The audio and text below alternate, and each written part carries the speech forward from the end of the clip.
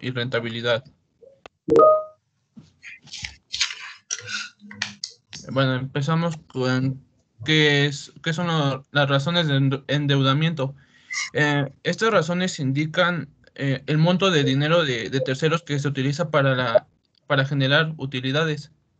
Bueno, estas son importantes porque, bueno, poco a poco, con el tiempo, la empresa se queda comprometida a cumplir estos montos. Bueno, para esto existen tres fórmulas. Bueno, investigué tres fórmulas y que la primera es razón de endeudamiento.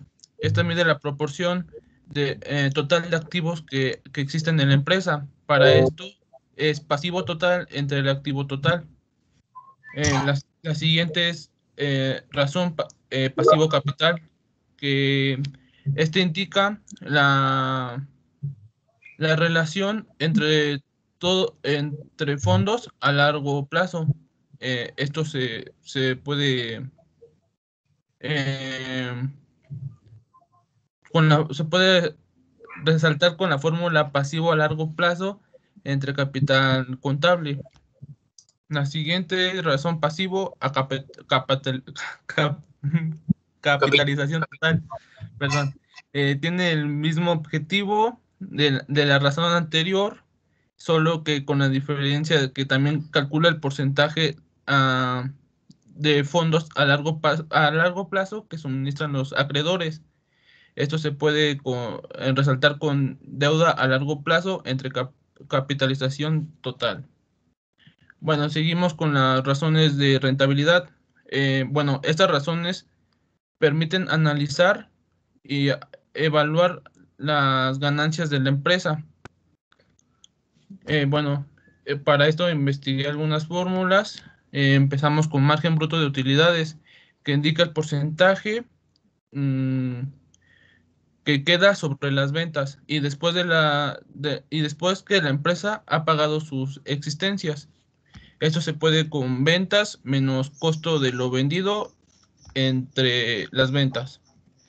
Las siguientes son margen de utilidades operacionales. Representan las utilidades netas que gana la empresa al valor de cada venta. Estas deben tener en cuenta las deducibles. Para el margen de neto de utilidades, bueno, esta determina el porcentaje que queda en cada venta, ya después de restarle sus existencias y todo lo que sean, como por ejemplo gubernamentales o sí, todo lo que contribuye a ello. Bueno, después sigue la razón del activo total, que indica la eficiencia con que la empresa puede utilizar sus activos. Estas son ventas anuales entre activos totales. Bueno, después sigue rendimiento de la inversión. Esto bueno, determina la actividad total de la administración para producir utilidades. Esto se puede con utilidades netas después de los impuestos entre activos totales. Después sigue rendimiento del capital común, que indica el rendimiento que se obtiene sobre el valor en libros de capital contable. Esto se puede obtener con utilidades netas después de impuestos, menos dividendos preferentes, entre capital contable menos capital preferente.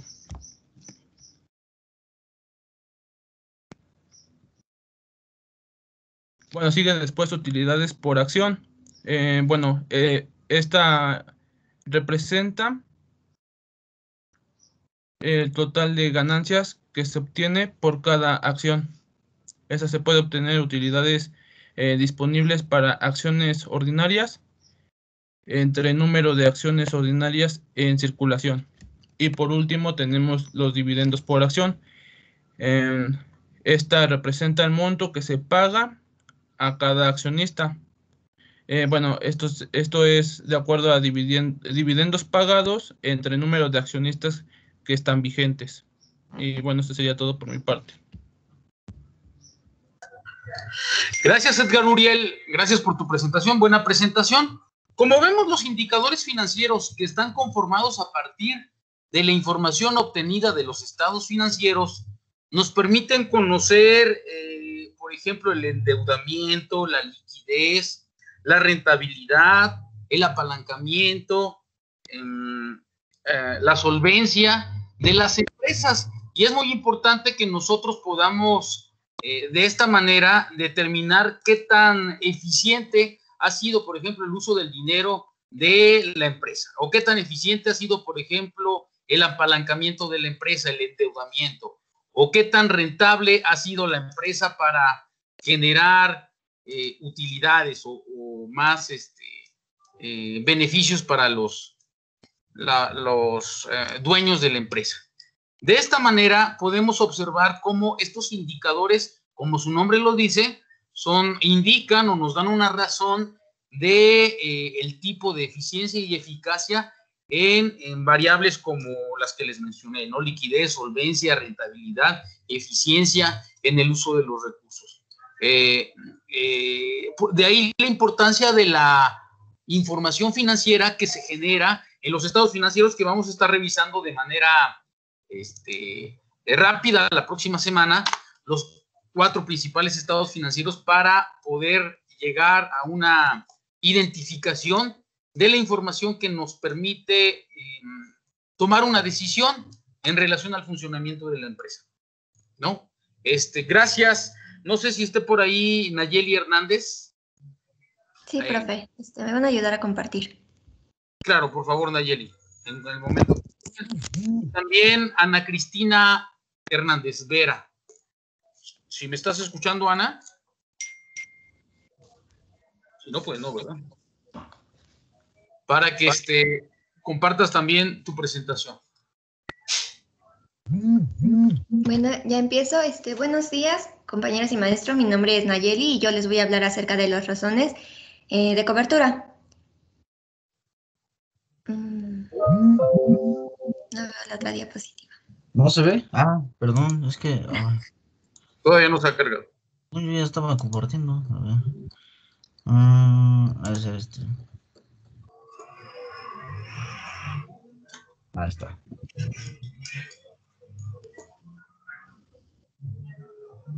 Bueno, para empezar, este tema de análisis de cobertura entra dentro del análisis e interpretación de la información financiera. Como bien nos había dicho nuestra compañera Ninel en clases anteriores, siempre buscamos clasificar y sintetizar la información para que ésta nos lleve a un equilibrio financiero y una productividad adecuada dentro de la empresa.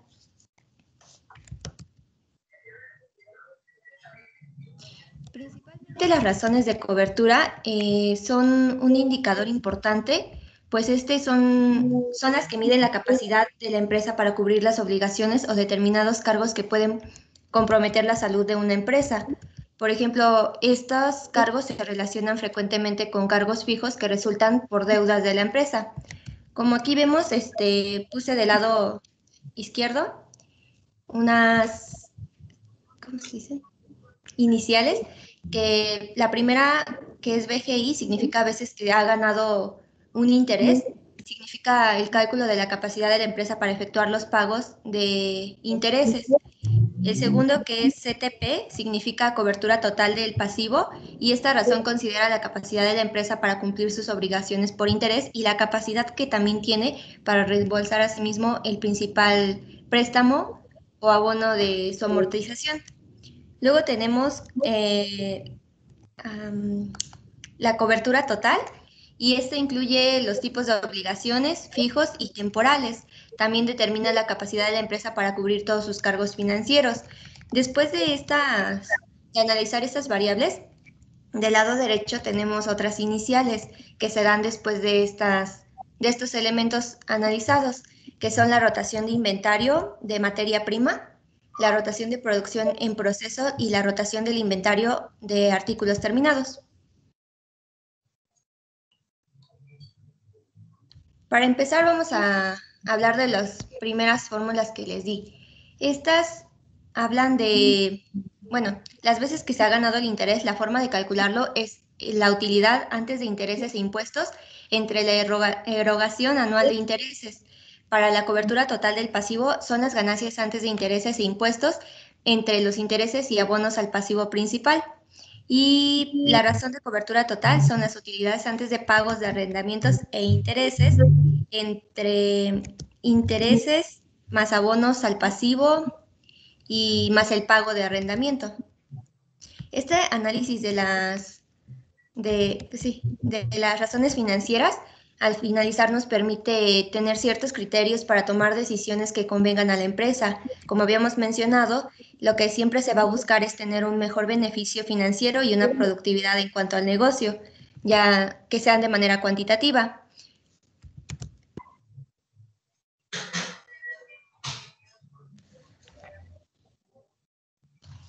Y ahora sí, en esta diapositiva tenemos las segundas razones de las que les había hablado, que es la rotación del inventario de materias primas. La primera se calcularía materia prima consumida entre el promedio de inventarios de materias primas.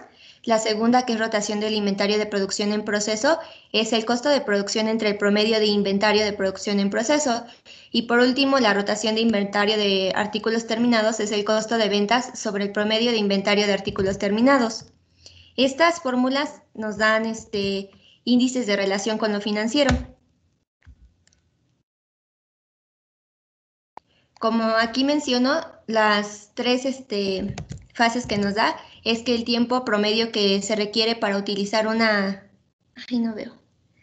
materias primas almacenadas nos determina la duración promedio del proceso de transformación fabril en la planta y el tiempo promedio que tardan los inventarios de artículos terminados para ser vendidos.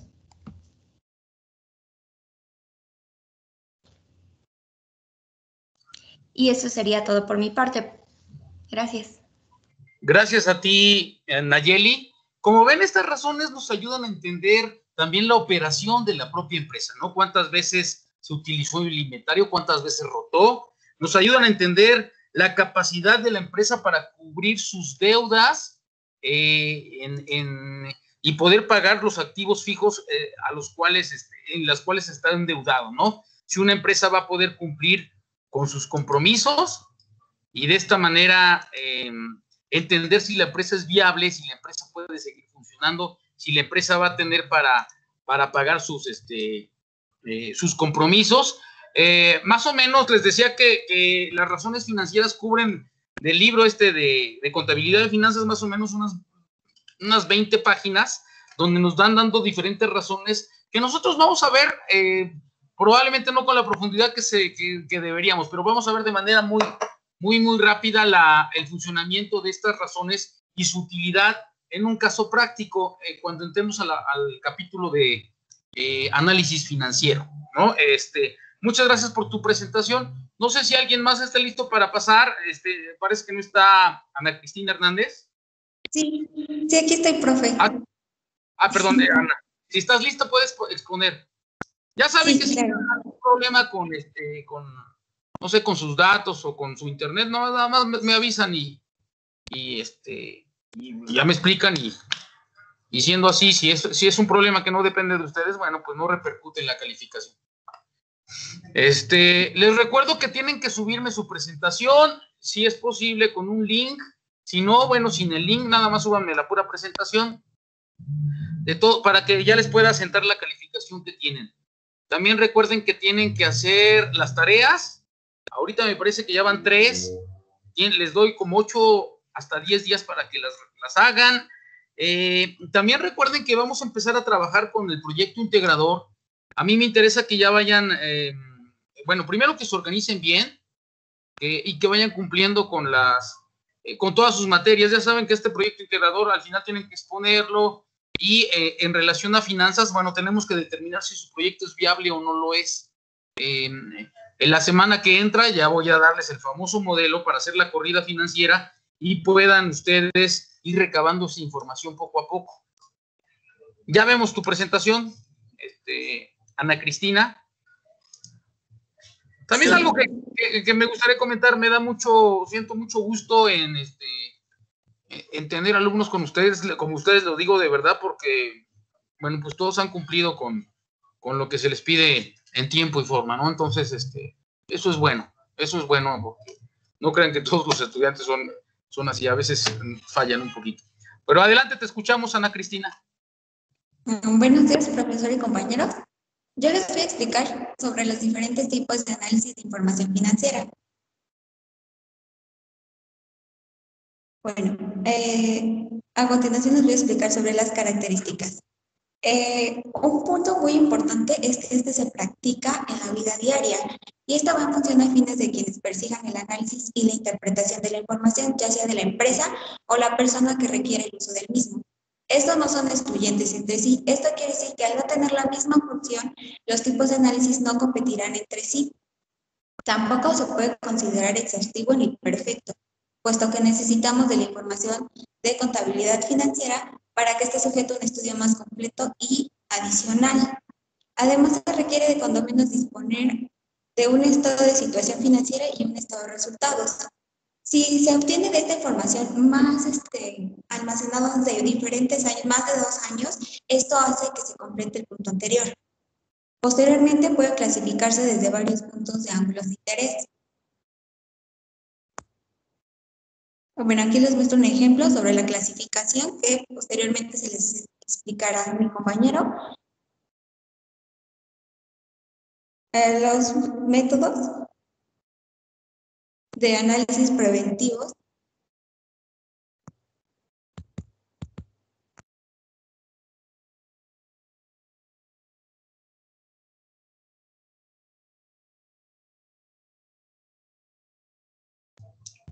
Bueno, son se divide en 2 reglas muy importantes. La primera es una regla general, que consiste en eliminar los centavos y cierre de cifras, cerrando las mismas decenas, centenas o miles según la magnitud de la empresa. Este es un ejemplo de cómo está la cifra real y la cifra modificada al redondearla. Cabe resaltar que puede resultar una diferencia muy importante y se anotará con el fin de cuadrar las sumas con el nombre de conciliación por análisis. Además, es factible agrupar ciertas cuentas de naturaleza similar bajo un mismo título genérico. Un ejemplo de esto es el almacén de materias primas, almacén de productos en proceso o almacén de productos terminados, que esto ya lo vimos en contabilidad. La regla número 2 son reglas especiales. Podrá saber sobre la clasificación y reclasificación de que se desea en el análisis.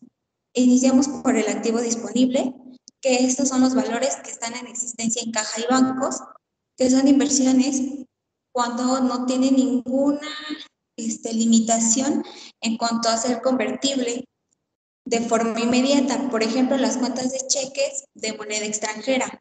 El activo circulante, que son valores que contribuyen de forma directa cuando se realizan las operaciones dentro de la empresa que constituyen su actividad o giro.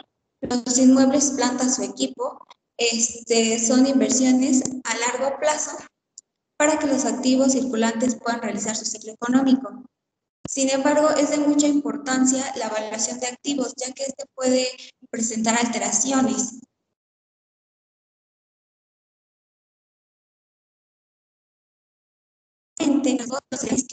Y sentido común del analista eliminarlas o no. Posteriormente, las patentes, marcas, nombres y crédito mercantil se incluirán siempre y cuando la empresa las haya efectivamente pagado. Los pagos por anticipados o gastos son partidas que no reunieron las características que le permitieran formar parte de las secciones anteriores. El pasivo a corto plazo circulante o pasivo a largo plazo o fijo comprenderá de todos los pasivos con vencimientos superior a 1 año. Las inversiones de los accionistas es el capital efectivamente aportado por propietarios, socios accionistas o cooperativistas. Por último, las utilidades o resultados por aplicar muestra el superávit, que como ya sabemos es cuando nuestros ingresos superan nuestros gastos, o el déficit, que es Caso contrario, cuando nuestros gastos superan a nuestros ingresos. Así es como se obtiene el resultado neto, y es muy importante que se lleve a cabo esto para el trabajo que se resguarde dentro de los papeles, dentro del analista, y así se obtenga el estado financiero.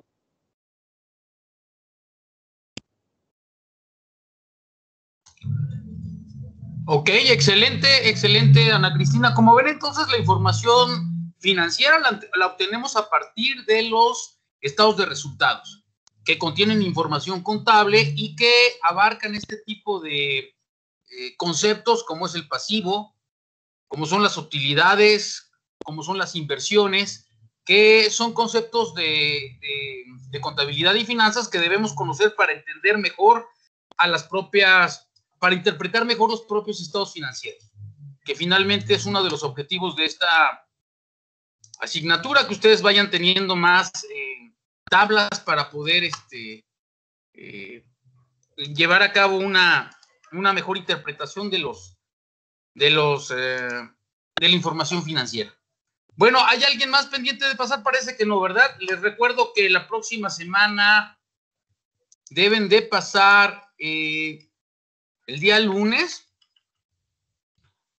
Tenemos a Óscar Aldair, a Jorge Alberto López y a Andrew Joab López, ¿verdad? Para que se preparen la próxima semana, perdón, hasta el 30 de septiembre, que es el miércoles, ¿no? Bueno, vamos propiamente a la clase, muchachos. Muchas gracias, Ana Cristina, muchas gracias, Nayeli y Uriel, por sus presentaciones. Voy a...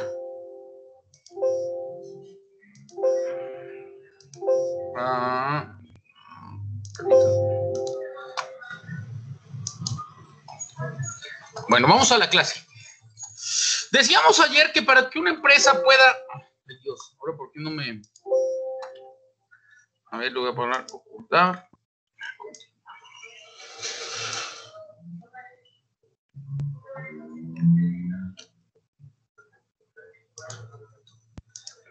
Bueno, decíamos ayer que para que una empresa, un gobierno o una persona pueda operar, necesita dinero, ¿verdad? Y ese dinero lo obtiene a partir de la financiación. Esa financiación puede llegar con recursos propios o puede llegar también con mediante créditos.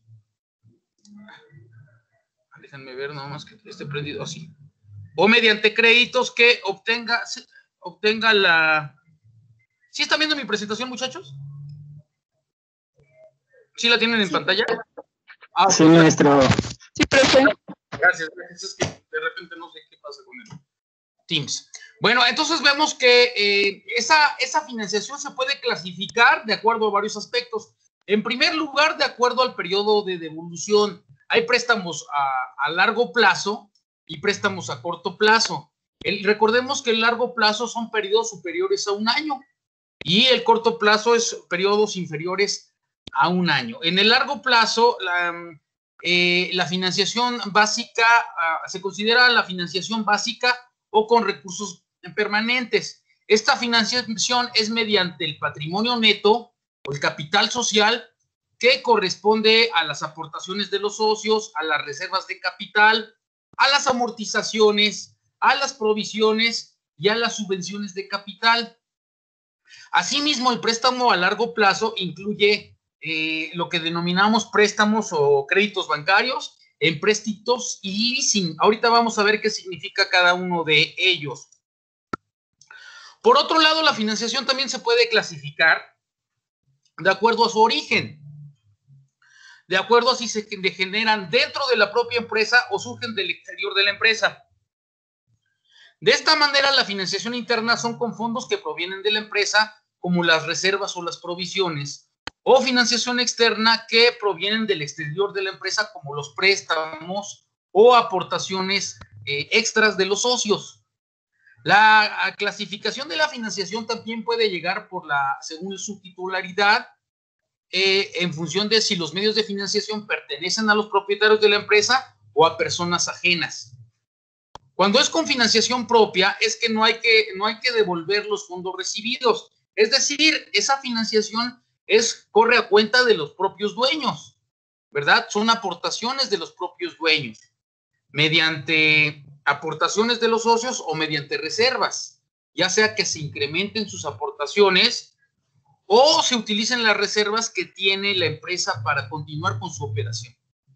Por otro lado, también existe la financiación ajena, donde el titular de los fondos es ajeno a la empresa y por lo tanto tiene que devolverlos, como cuando pedimos un préstamo bancario. En sus proyectos integradores es común que los maestros les pregunten, oye, ¿y cómo se van a financiar? Vemos que tu proyecto necesita 100,000 pesos para empezar a operar. ¿Cómo se van a financiar? Es una pregunta muy recurrente entre los maestros que les van a preguntar, bueno, pues está muy bien tu proyecto, está muy bien tu plan de mercadotecnia, tu plan operativo, tu organigrama, pero en relación a las finanzas, ¿de dónde van a sacar la lana para operar? Para eso tienen que investigar fuentes de financiación. Muchos países o estados tienen fuentes de financiación para MIPYMES con tasas preferentes, incluso los mismos bancos comerciales. Tú les presentas un proyecto de inversión y el banco comercial te va a decir, ok, ¿cuánto necesitas? Toma, pues 100,000 pesos. Y de esos 100,000 pesos que vas a aportar, que necesitamos, 50,000 ya lo aportaron los socios. Son 5 socios, cada uno va a aportar 10,000 pesos.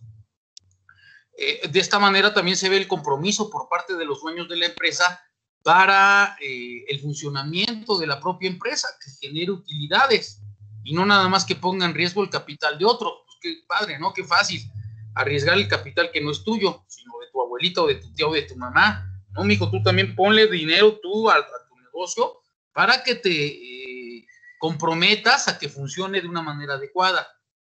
Si han visto el tanque de los tiburones, Shark Tank, o ¿cómo?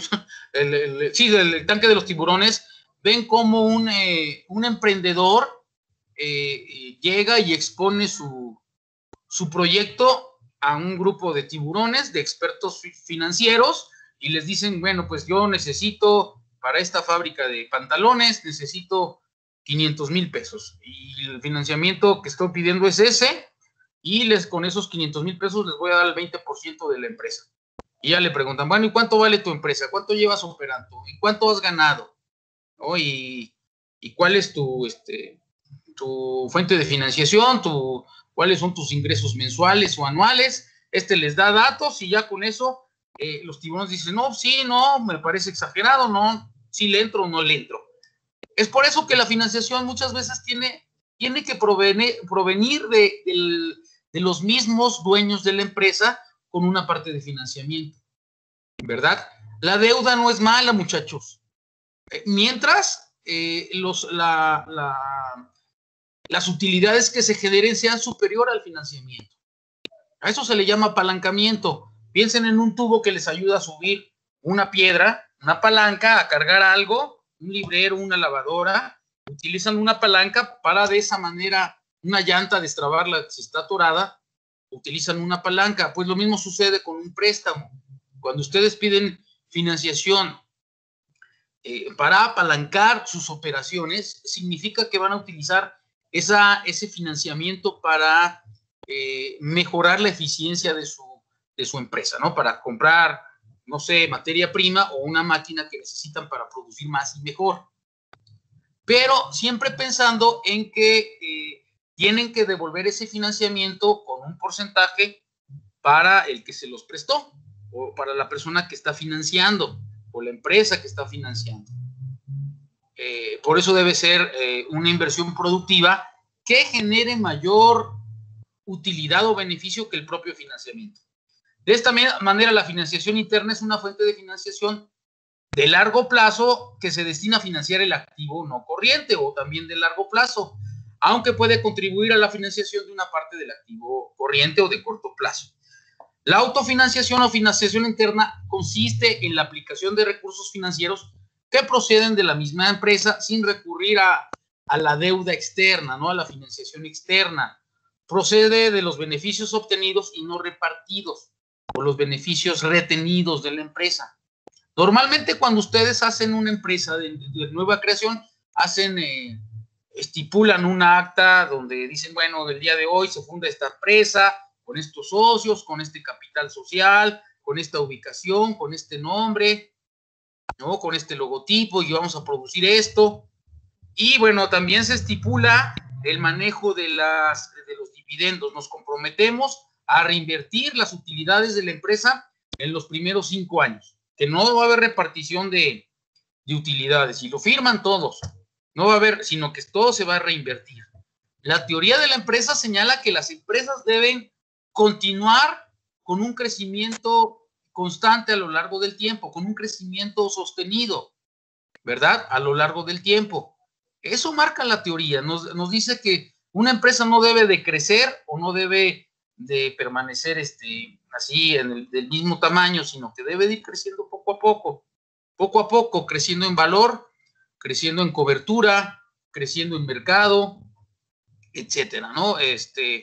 De esa manera sabemos que tenemos la confianza que empresas, no sé, como Coca-Cola o como Telcel o como Grupo Carso, son empresas que están dedicadas al crecimiento.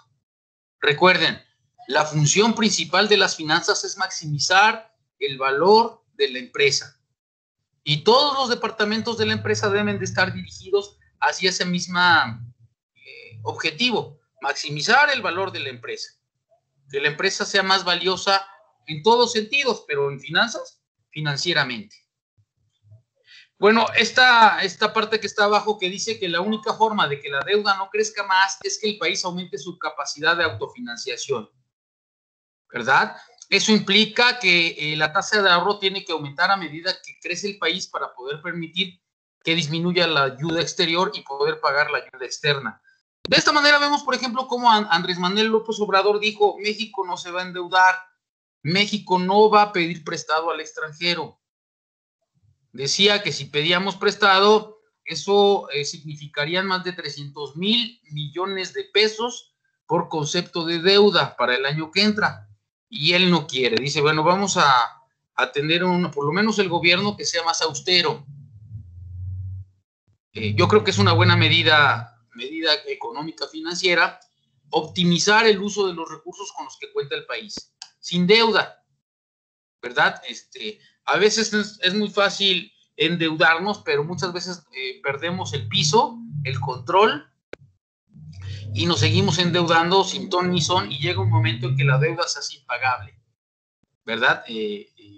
Lo mismo sucede en las empresas, en los gobiernos y en las familias, cuando compramos de manera desmedida, usando nuestro crédito y comprando bienes y servicios que, pues que si necesitamos, bueno, pues a veces no nos apretamos el cinturón y simplemente sacamos la tarjeta de crédito, compramos bienes, pero a veces se pierde la capacidad de pago y los intereses nos comen, ¿no? Y puede llegar a una situación crítica de no poder pagar nuestra deuda. Pues lo mismo sucede con las empresas y con los países, ¿no?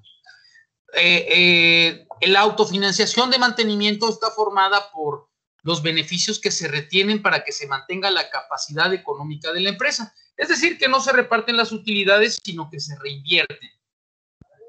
Hablando de esto, bueno, podemos considerar las amortizaciones, que ustedes saben que son la depreciación de los activos de largo plazo. Una camioneta, por ejemplo, se desgasta y tiene que amortizarse.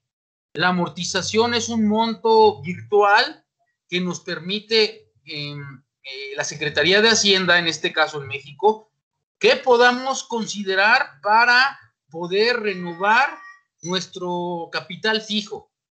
Comprar otra camioneta en 5 años, depreciándola. No sé, mi camioneta, mi camión para repartir me costó 500,000 pesos y de esos voy sacando 100,000 pesos en 5 años como amortización y lo voy anotando, lo voy asentando en mis estados financieros para que la persona que verifica Hacienda me consideren mis impuestos y se deduzcan esas amortizaciones de los estados financieros. De esta manera, las amortizaciones son costos que se deducen de los ingresos para calcular los beneficios, retener una parte del beneficio y crear un fondo de amortizaciones para reponer el activo no corriente cuando se deprecie. A los ingresos, reducir el costo de las amortizaciones. Y por otro lado, las provisiones que nacen con el objetivo de cubrir pérdidas que se puedan producir en el futuro, que son cantidades que al calcular el beneficio se sustraen de los ingresos para cubrir pérdidas que aún no se han declarado, que no sabemos de dónde vendrán, ¿no? Por ejemplo, tener la provisión de guardar cierto capital, cierta cantidad de dinero para eventos adversos en el futuro o para eventos, necesidades de dinero que tengamos por cuestiones todavía no previstas. La autofinanciación de enriquecimiento o de ampliación está formada por los beneficios retenidos para acometer nuevas inversiones y permitir que la empresa crezca. Como les comento, la teoría señala que las empresas deben crecer en el tiempo y para crecer se necesita dinero, reinvertir. Esta autofinanciación está formada por los beneficios no repartidos de los socios, es decir, por las reservas que se guardan para continuar con la operación de la empresa. Si nos dedicamos a comernos la ganancia, pues no vamos a crecer. Ustedes seguramente conocen empresas que algún amigo abrió o algún familiar y resulta que nada más es sacar y sacar y sacar. ¿No? Cuando mi esposa abrió su pastelería, empezó con una mesa sencilla de madera y con el refrigerador de la cocina a hacer pasteles con la estufa de la cocina y con la licuadora de la cocina. Conforme empezó a ganar dinero, se compró una mesa de aluminio ya de chef, se compró una estufa industrial ya de uso rudo, se compró un refrigerador también industrial de uso rudo, se compró batidoras profesionales y empezó a producir como una verdadera profesional. Ya con las propias ganancias que iba obteniendo a partir de la operación de la pastelería. Es decir, no, a mí me gastaba, no, pues que hoy me gané 3,000 pesos. Pues vámonos a Acapulco, ¿qué tal? No, espérate tantito. Espérate, vamos a comprar una estufa más grande para producir más, ¿no? Y eso que según yo soy el que estudió economía y finanzas, ¿no? Entonces, afortunadamente mi esposa tuvo la previsión de irse armando con más equipo, con más capital, con más activos fijos para producir más. Las aportaciones iniciales de los socios y las ampliaciones de capital son una fuente de financiación externa propia y por lo tanto a largo plazo, ¿verdad? Propia porque los recursos son de los socios. Ahora, cuando inicia un negocio, normalmente es con aportaciones iniciales de los propios socios, que aportan capital al momento de constituir la propia empresa. Como les decía yo, en su proyecto integrador definitivamente tienen que poner que van a aportar cada uno de los integrantes del equipo una cantidad. Por una cantidad, no sé, puede ser 3,000, 4,000 pesos, pero tienen que aportarla porque de esa manera aseguran el compromiso de los dueños de ese proyecto de inversión. Las ampliaciones de capital son aportaciones posteriores de los socios. Es decir, bueno, yo le voy a meter más a esa empresa, yo quiero participar. Ya llevas funcionando un año más y de repente tienen un socio que le quiere meter 200,000 pesos a tu empresa. Y te dice, ok, pero quiero ser dueño de una parte proporcional al dinero que te estoy metiendo. ¿No? Como en el tanque de los tiburones, los dueños les dicen, ok, nos financian con 500,000 pesos y les damos el 20% de la empresa. Y ya se negocia y de esa manera con la aportación eres dueño también de una parte de la empresa. De esta manera una empresa puede obtener recursos del exterior mediante la captación de capital nuevo. A veces esa captación se da mediante acciones, como en las sociedades anónimas, donde el capital está dividido en partes proporcionales o alícuotas. Eso significa proporcional, llamadas acciones. Y a los socios se les denomina accionistas, ¿no? Un accionista es un dueño de una parte de la empresa. No sé si les ha tocado ver esos letreros que dicen, se venden acciones de Telmex. Compramos acciones de Telmex. Cuando mi papá y mi mamá pusieron el teléfono, que en paz descanse, pusieron su teléfono en el pueblo cooperativo, fueron los primeros en poner un teléfono en ese pueblo. Llegó Telmex y por eso y porque pagaron, les dieron unas acciones de Teléfonos de México. Con el tiempo, después de 30, 35 años, mi papá encontró esas acciones que tenía por ahí guardadas y dijo, caray, pues ¿cuánto valdrán? Habló a Telmex y le dijo, no, pues nosotros se las compramos por 30,000 pesos sus acciones. Cada acción le vamos a dar 1,000 pesos. No, pues sí, encantado, ya, porque era dinero que no esperaba. De esa manera Telmex se financió en un inicio. Pero mi papá con esas 30 acciones que tenía era dueño en esa parte proporcional de la empresa, ¿verdad? Era accionista de Telmex, aunque nada más tuviera una acción o tuviera 100,000 acciones. Entre más acciones tengas, eres dueño de una mayor parte de la empresa. Las ampliaciones de capital de estas sociedades se hacen mediante la emisión de nuevas acciones. Obviamente hay un efecto diluyente cuando se emiten nuevas acciones, aun cuando se les puede dar un carácter preferente a las acciones, a los mercados primarios o de primera emisión. ¿Por qué no todas las ampliaciones de capital ni todas las emisiones de acciones generan recursos financieros para la empresa? Cuando los acreedores de la empresa se les ofrece la posibilidad de cambiar la deuda por una participación accionaria. Se emiten nuevas acciones, pero no hay aportaciones nuevas. Es decir, yo tengo una deuda con Bancomer y le digo a Bancomer, sí, te debo 1,000,000 de pesos, pero ¿qué tal si te doy el 20% de mi empresa en acciones? Bancomer estudia, ve el valor ve tus libros contables, ve cuánto vale tu empresa y te dice, órale pues, tu deuda por el 20% de tu empresa en acciones que vas a emitir. La empresa emite más acciones, pero hay una consecuencia de esta ampliación de capital a partir de nuevas emisiones de acciones o aportaciones. Si se emiten acciones nuevas con el mismo valor nominal que las antiguas, hay que tener en cuenta el efecto que se ocasionará en el valor contable para compensar a los antiguos accionistas. Obviamente, si se emiten más acciones, se diluye el valor de la empresa entre más. Es como si le echan agua a los frijoles, ¿no? Se hace más volumen, pero bueno, pues ya no van a estar tan espesitos ni tan sabrosos como si solamente si no le hubieran echado tanta agua.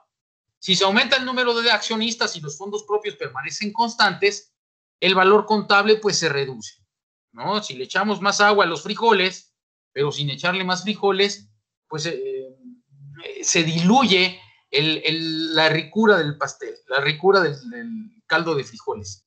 A esto se le llama efecto dilución y se da porque nuevos accionistas participan de las reservas constituidas. ¿Cómo se evita este perjuicio para los antiguos accionistas? Mediante una prima de emisión, en donde se emiten acciones sobre la par a un precio de emisión superior al valor nominal. La diferencia es la prima de emisión, es decir, se le da diferente valor a las nuevas que a las más antiguas. O por un derecho preferente de suscripción, donde los antiguos accionistas tienen la preferencia para adquirir las nuevas acciones, ¿no? Yo, por ser dueño de una parte proporcional mayor de acciones, también tengo derecho a decidir y a ser considerado para adquirir las nuevas acciones y que no se diluyan entre varios dueños de esas acciones. De esta manera, el costo de capital de esta fuente de financiación, bueno, el costo de capital de las aportaciones de los socios y de las ampliaciones de capital no es cero. Tiene un costo, ya que deben atenderse las expectativas de los socios. Por supuesto, un accionista, muchachos, tiene la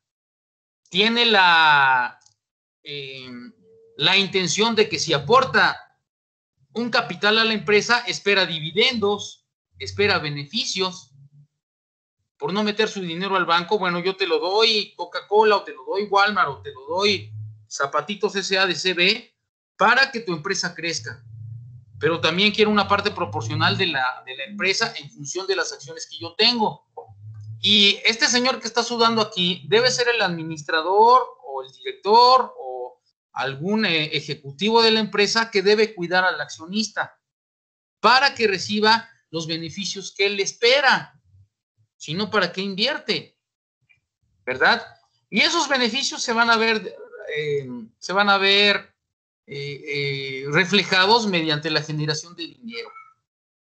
Recuerden, el dinero, bueno, pues es indispensable para el funcionamiento de los agentes económicos y por lo tanto debemos cuidarlo, debemos manejarlo de una manera adecuada que nos genere más dinero.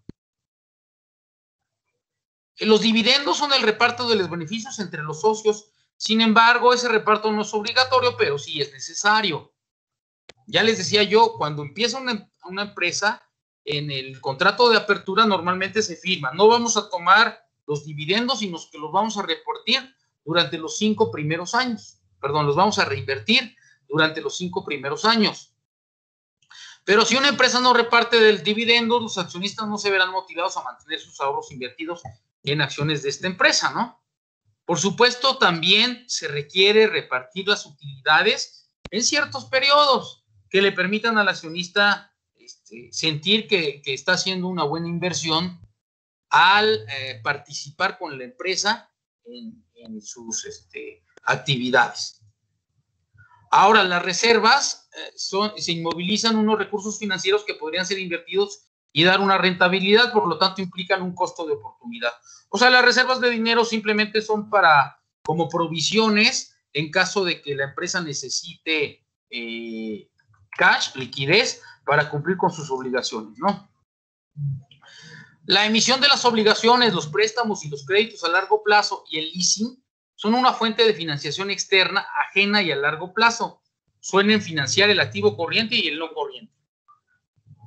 Bueno, ahora vamos a ver cómo las empresas dividen grandes cantidades de dinero en pequeños títulos y los colocan entre ahorradores privados. La deuda total se denomina en préstamo y cada título es una obligación. Los empréstitos son préstamos divididos en muchas partes proporcionales que emiten las empresas. Préstamos divididos en muchas partes. Son adelantos, son anticipos, son hipotecas, son garantías, son respaldos, ¿verdad? Que emiten las empresas para obtener un préstamo. Una obligación es un título que genera una renta fija que convierte a su propietario en acreedor de la empresa, con derecho al cobro de los intereses generados y al reembolso de los fondos financieros aportados. Estas obligaciones normalmente se llaman bonos. Si yo tengo un bono, tengo un título que dice, este bono será pagadero en enero del 2021 con un 20% sobre el valor nominal del bono. Es decir, si yo compré un bono que me costó 1,000 pesos, en enero del 2021, la empresa me debe dar 1,200 pesos. Y está obligada porque yo tengo ese título de propiedad. Soy acreedor de la empresa. Para lo cual yo ya di una lana que la empresa debió utilizar para sus operaciones y para incrementar sus ganancias, sus utilidades, sus beneficios. Para que los pequeños ahorradores no desconfíen de la recuperación de su inversión, las emisiones de los empréstitos las garantizan un banco o un grupo de bancos constituyendo un sindicato bancario, lo cual le da mayor certeza a el poseedor de ese título de que va a recuperar lo que invirtió en ese título, ¿no? Está garantizado por el banco. Ya el banco dirá, bueno, pues tú no te preocupes por la empresa, yo me encargo de ella en caso de que no me pueda pagar. En caso de que tu bono está garantizado en el pago, no tienes de qué preocuparte. La empresa es la que debe de preocuparse por cumplir por el pago de ese bono, porque por eso lo emitió. Ahora, el crédito es un contrato mediante el cual la entidad financiera pone a disposición de la empresa una cantidad determinada de dinero. La diferencia con el préstamo radica en que la empresa solo paga los intereses por la cantidad dispuesta y en el tiempo que se ha utilizado dicha cantidad. Es decir, yo compro a crédito un refrigerador, el refrigerador vale 10,000 pesos y esa es la cantidad que me dan. No es préstamo, es un crédito pagadero a cierto tiempo, digamos a 6 meses, me comprometo a pagar esos 10,000 pesos más el interés que se genere por ese préstamo, por ese crédito. La diferencia entre un préstamo es que el préstamo es un contrato mediante el cual una cantidad, mediante el cual una entidad, en este caso el prestatario, recibe de otra, el prestador o prestamista, una determinada cantidad de dinero con la condición de devolverla en unos plazos y con las condiciones preestablecidas. Es decir, ya el préstamo es, bueno, yo voy a pedir prestado al banco 50,000 pesos. El banco ve si me los autoriza, pero me va a hacer firmar un papel donde diga que hay ciertas condiciones por las cuales me van a prestar esos 50,000 pesos. En cuanto a características del préstamo, bueno, hay un tipo de interés, que es el valor del dinero en el tiempo, precio del dinero al que la entidad financiera concede el préstamo, hay un periodo de devolución, periodo de tiempo concedido para devolver el capital, más los intereses, ¿verdad? Normalmente siempre vienen cargados pues unos intereses. La garantía exigida por el prestador generalmente adopta la forma de hipotecaria o de un aval, donde tengan mucho cuidado cuando sean avales de alguien, porque si son avales es donde el aval se compromete a devolver la cantidad que se le está prestando, ¿no? Si el prestatario, no el prestador, digo, el que recibe el préstamo no tiene la capacidad de pagar, se van sobre el aval que firmó que él va a hacerse responsable en caso de que no pueda pagarse ese crédito. Y una modalidad de amortización que consiste en determinar la cantidad y la periodicidad de las cuotas, algo que ustedes seguramente estudiaron en matemáticas financieras. Bueno,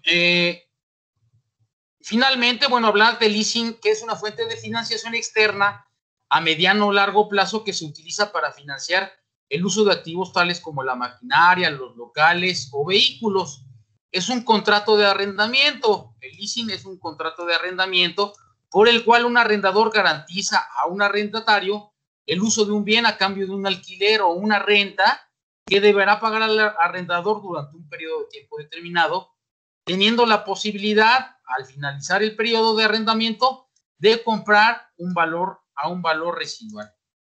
Es decir, simplemente el leasing es una forma de renta en donde el que está arrendando tiene la posibilidad de comprar el bien al final, o no comprarlo, al final del periodo de arrendamiento, ¿verdad? Es muy común, por ejemplo, no sé si han visto las patrullas nuevas en Texcoco, seguramente son a leasing. Esto es, esas patrullas le pertenecen a una empresa privada y el gobierno municipal de Texcoco le paga una renta mensual a esa empresa por el uso de esas patrullas que se las dio nuevecitas y al final del periodo, normalmente 5 años, el municipio puede decir, bueno, te las compro o cámbiame las patrullas por unas patrullas nuevas y voy a de esta manera tienes la opción de comprarlas o de arrendarlas. ¿Qué pasa cuando vence el leasing?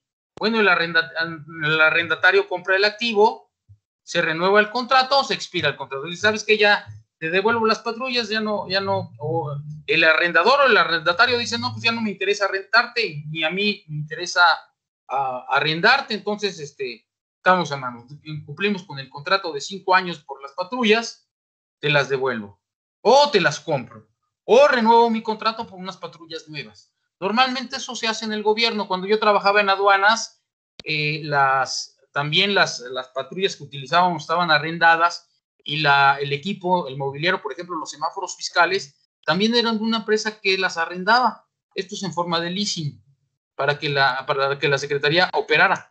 Lo mismo sucede, por ejemplo, cuando se rentan edificios, vehículos, maquinaria, equipo, ¿verdad? El leasing financiero es un contrato de arrendamiento con opción a compra, en el que intervienen un arrendador, un arrendatario y un fabricante o distribuidor. Suele durar entre 2 y 6 años cuando es un inmueble, puede ser superior a 10 años, ¿no? Como a veces los edificios, no sé, de Pemex o de Hacienda, simplemente son arrendados y a veces se les da la opción de compra. A eso se le llama leasing.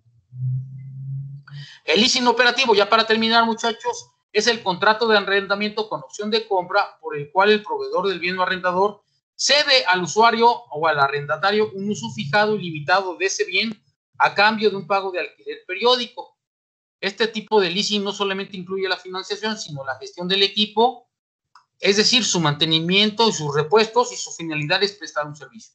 Como seguramente están las patrullas, ¿no? Leasing operativo, donde si una patrulla se descompone, la empresa se compromete a arreglarla, a ponerle sus repuestos, etcétera. Lo mismo sucede con la maquinaria y equipo. Aunque no eres dueño, pagas una cuota por usar esa maquinaria y el arrendador se compromete a darle mantenimiento o a pagar las composturas cuando el equipo se falle.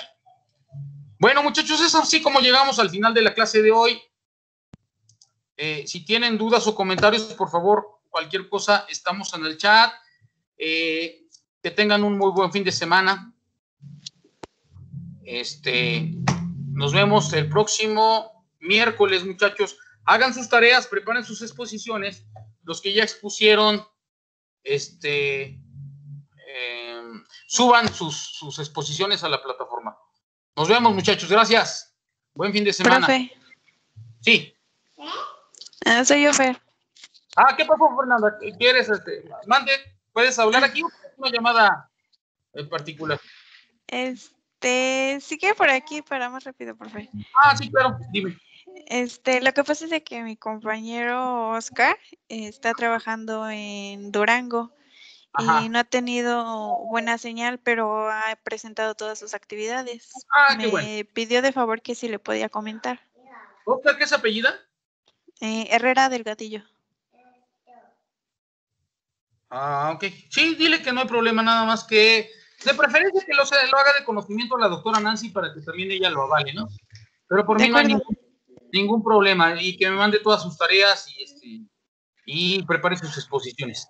¿Vale? Sí, también eso era, profe, porque me parece que va a llegar para la otra semana, pero el viernes, y me pidió de favor que si le podía decir que si podía él exponer el día viernes. Claro Le toca, creo, el lunes exponer, no recuerdo bien qué día. Sí, no te preocupes, dile que está bien. De todos modos, me manda un mensaje para cualquier cosa, ¿vale? Sí, profe, de acuerdo. Nos vemos, Gracias. Gracias Hasta a ustedes. luego. Muy bien, muchachos. Gracias, profe. Hasta luego. Hasta luego, bye.